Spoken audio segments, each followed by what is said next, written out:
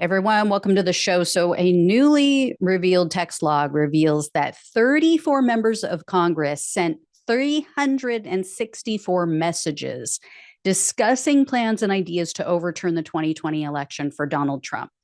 These text messages were sent to Trump's chief of staff, Mark Meadows, who then handed them over to the January 6th Select Committee. And they've now been obtained by Talking Points Memo news outlet. So the outlet is still sifting through this huge trove of messages, but they've released some of the very damning evidence against sitting members of Congress. These are people who tried to install Trump as the leader of the country right up to and even after Biden's inauguration. So, for example, on January 17th, of 2021, this is just 3 days before Biden was to be sworn in as president. This is 11 days after the violent attack on our nation's capital by MAGA terrorists. South Carolina lawmaker Ralph Norman wrote, quote, "Mark, in seeing what's happening so quickly and in reading about the Dominion lawsuits attempting to stop any meaningful investigation, we are at a point of no return in saving our republic. Our last hope is invoking martial law. Please urge the president to do so." Here's what I want to know. Who's this Marshall guy they keep talking about? Anyway, TPM, this news outlet, writes in their article, quote, "The texts are rife with links to far-right websites, questionable legal theories, violent rhetoric, and advocacy for authoritarian power grabs." And the messages came from both senators and House members. They included high-profile Republicans like Ted Cruz, Jim Jordan, Mo Brooks. And in a December 30th message sent by Vile Jason Miller, Miller referred to Mo Brooks as the, quote, "ringleader on the January 6th deal." And Andy Biggs was also a key player. He texted Meadows dozens of times. He was pushing for the fake elector scheme that we all now know about. And there were messages from lesser known Republicans as well. There was a guy named Brian Babin, I think is how you pronounce his name. He's from Texas. There were texts from leaders of dark money groups such as Conservative Partnership Institute. And according to TPM, based on Meadows' messages, that organization, that conservative organization, quote, "served as something of a headquarters for members of Congress working to overturn the election." And here's one that made me go, Missouri Congressman Billy Long wrote to Meadows on November 4th, so the day after the election in 2020. And he said, quote, "I know of at least 2 people who told me they mailed in their ballots and voted in person. So you can tell them they might be interested in going over all votes in Nevada." Really? So did Congressman Long report these 2 people to the authorities?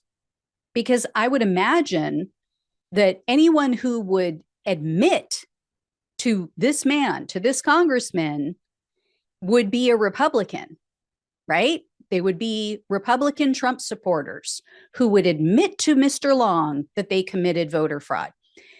It's not like Democrats are going to walk up and offer up that information to him.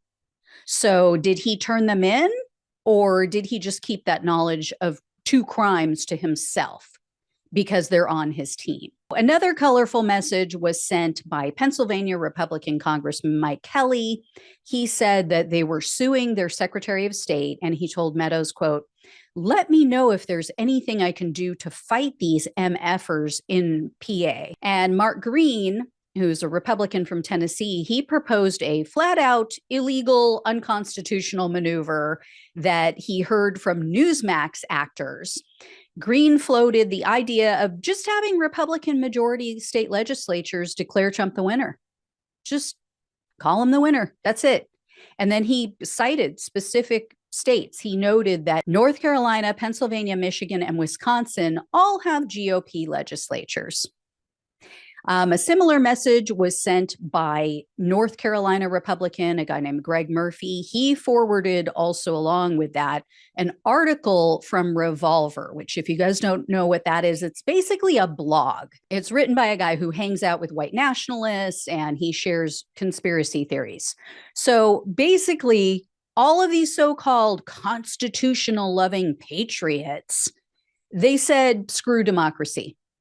If they can't win fair and square, we're just going to go full authoritarian on your ass. And as you can imagine, this Murphy guy wasn't the only one who's pushing conspiracy theories. They had to have something to hang their hat on to justify these potentially illegal actions.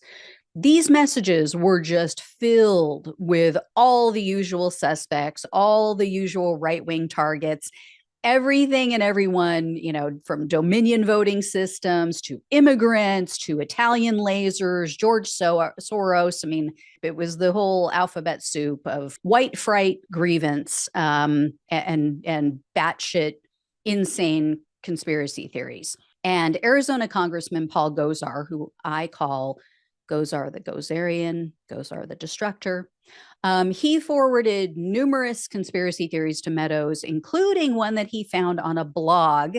Get this. It's called Some Bitch Told Me. I'm not kidding. I'm not making it up. That is the name.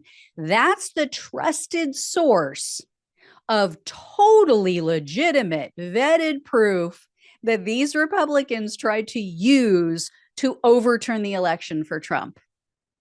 I mean, beyond possibly, like I said, committing crimes, these people are so embarrassing to our country. This is the best and brightest our country has to offer. These are the people who literally decide the fate of each and every American. People who get their election news, quote unquote, from some bitch told me. Seriously?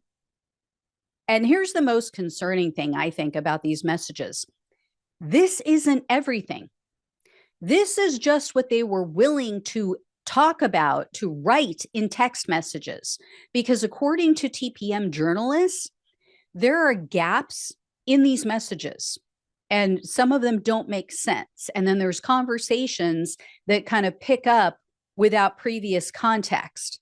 Like they were either talking about it in person and then they continued in text, or they were talking about it elsewhere and continued.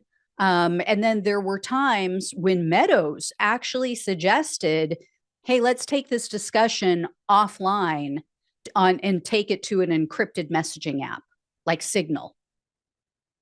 So if this is the kind of stuff that they were willing to say in a text message that could be read, that could be hacked into, that could be the subject of a subpoena, what did they say on encrypted apps? How far were these people willing to go? That's what we need to find out. These people are nuts. That's all I got to say. They're nuts. That's it.